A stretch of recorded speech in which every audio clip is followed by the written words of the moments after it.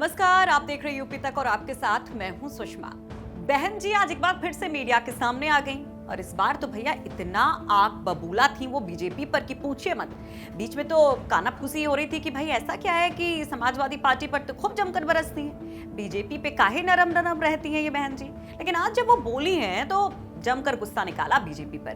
कहती है कि भाई बीजेपी की नींद उड़ गई है, बौखलाहट है ये बीजेपी की जो उनके लिए ऐसा कुछ कहा गया। कैसा कुछ कहा गया आपको बताएंगे, लेकिन आज क्या कहा बहन जी ने पहले वो जान लीजिए। बहन जी का कहना है कि भाई बीजेपी उनके प्रबुद्ध सम्मेलन से घबरा गई है और उसको अब नींद नहीं आ रही है और इस वजह से बीजेपी जैसे तैसे किसी भी हथकंडे से बीएसपी की राह में रोड़े अटकाना चाहती है। सुनिए जरा। बीएसपी के तत्वाधान में व मेरे दिशा निर्देशन में श्री एससी मिश्र के नेतृत्व में प्रबुद्ध वर्ग के कार्यक्रम हो रहे हैं जो जिलों में काफ़ी सफल हो रहे हैं। तो तब से इनको अब यूपी में यानी कि बीजेपी को तब से काफ़ी बौखलाहट हो रही है। बीजेपी के सर्कल में काफ़ी बौखलाहट है और अब यूपी में बीजेपी की काफ़ी नींद उड़ी हुई है। अब भैया हुआ ये कि बाढ़ वाला मसला तो आप देख ही रहे यूपी में कि कैसे जगह जगह पानी भरा हुआ है और इसी बाढ़ को लेकर बीजेपी ने हमला किया था। कैसा ये हमला था, ऐसा क्या कह दिया बीजेपी ने कि इतना भड़क गई हैं बहन जी, बताएंगे। फिर से वही बात हम आपको रिपीट कर रहे हैं, जरा सा सब्र रखिए। लेकिन आज क्या हुआ वो जान लीजिए। बहन जी कहती हैं कि भैया ये सब बहुत निंदनीय है, जिस तरह से आप हमारी कामयाबी से बौखला रहे हैं इसका जनता जवाब देगी। आगे बढ़ती हैं और कहती हैं कि ये तो भैया शर्मनाक हरकत है बीजेपी की। जरा सुनिए अगला जो स्टेटमेंट था उनका। इनका ये आरोप कितना उचित है जनता ये सब जानती है, जबकि खुद भाजपा के मंत्रियों की आज से यहाँ प्रदेश में जन आशीर्वाद यात्रा शुरू हो रही है। ऐसा क्यों, ये भी सोचने की बात है।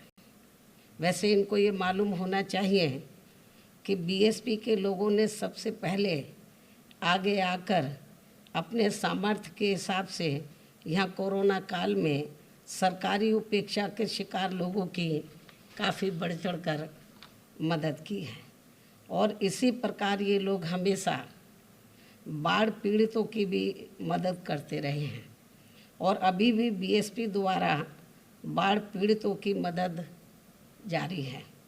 इसके लिए इनको हमारी पार्टी को सलाह देने की ज़रूरत। तो इतना क्यों भड़क रही हैं, ये बाढ़ वाली क्या बात है? शायद आप में से कई सारे लोग जानते होंगे, कई सारे लोग नहीं जानते होंगे, तो उनको बता देते हैं और बताने के पहले कुछ दिखा देते हैं। जरा ये ट्वीट देखिए बीजेपी का।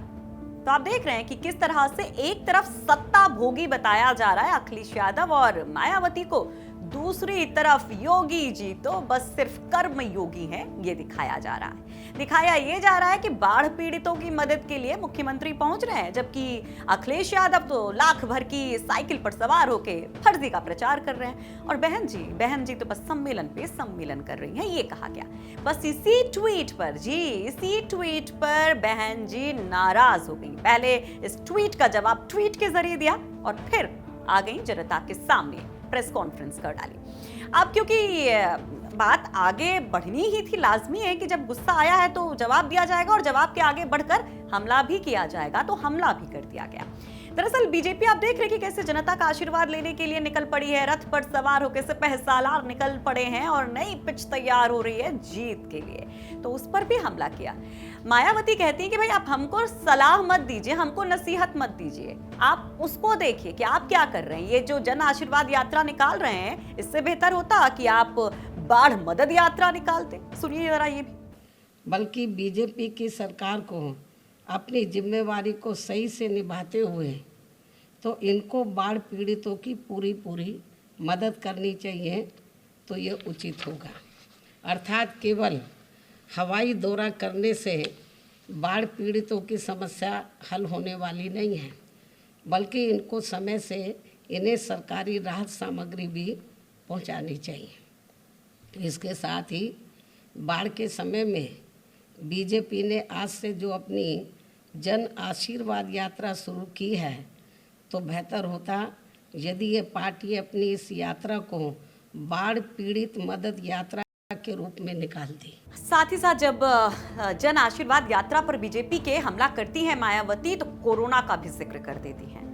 कहती हैं कि भाई हमारे कार्यकर्ता तो जो भी ये सम्मेलन हो रहा है ना, प्रबुद्ध जन सम्मेलन जो बीजेपी की आंखों में चुभ रहा है, उसमें कोविड प्रोटोकॉल का पूरा पालन कर रहे हैं। लेकिन बीजेपी क्या इसे फॉलो कर पाएगी?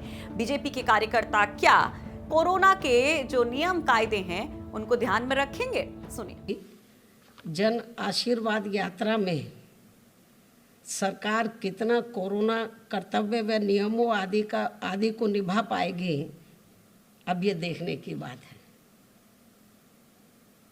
जबकि बीएसपी के यूपी में नियम कानून से चल रहे प्रबुद्ध वर्ग के कार्यक्रमों को प्रभावित करने का इनका सरकारी प्रयास अभी भी लगातार जारी है। तो मायावती अक्सर तो मीडिया से दूरी बनाकर रखती हैं, यदा कदा ही वो प्रेस कॉन्फ्रेंस करके मीडिया से जुड़ती हैं। हाँ, हालांकि ये जो संवाद होता है वो एक तरफा होता है, इसको लेकर भी कई सारी आलोचनाएं होती हैं। लेकिन आज खास बात ये भी रही कि बीएसपी की तरफ से 3 प्रवक्ताओं का भी ऐलान कर दिया गया है जो ऑफिशियली बीएसपी को रिप्रेजेंट करेंगे। सवाल जवाब जो होंगे मीडिया के, उसका वो सामना करेंगे, जवाब देंगे सवालों का। तो देखिए कि कैसे अभी कनेक्शन मीडिया से भी बनाने की कोशिश की जा रही है, यानी कि भाई इस बार मायावती पूरी कोशिश में है कि कैसे तैसे भी यहाँ पर जीत दर्ज की जाए। और इसके लिए आप देख रहे हैं कि कोशिशें कैसी हो रही हैं। ब्राह्मणों को भी अपनी तरफ लाने की कोशिश, जो 2007 का सोशल इंजीनियरिंग का फॉर्मूला था उसको भी अपनाया जा रहा है। मीडिया से भी कनेक्शन करने की कोशिश की जा रही है और एक के बाद एक तमाम विरोधियों पर अटैकिंग मोड में मायावती हमला करती भी नजर आ रही है। अब भाई हो क्यों ना, हालत बहुत पतली है हाथी की, क्योंकि आपने देखा कि किस तरह से जो पिछला चुनाव था वो बुरे सपने की तरह था। महज 19 सीटें मिली थी और उसमें से भी विधायक या तो पार्टी से निकल गए या तो निकाल दिए गए। तो ऐसी स्थिति में ये चुनाव भी साख का चुनाव है, अस्तित्व का चुनाव है, वजूद का चुनाव है और इसलिए मायावती एक बार फिर से तेवर में नजर आ रही है। तो तमाम पॉलिटिकल खबरों के लिए देखते रहिए यूपी तक और कोशिश करिए हमारे साथ उस सवाल का जवाब तलाशने के लिए जो पूछता है कि यूपी किसका।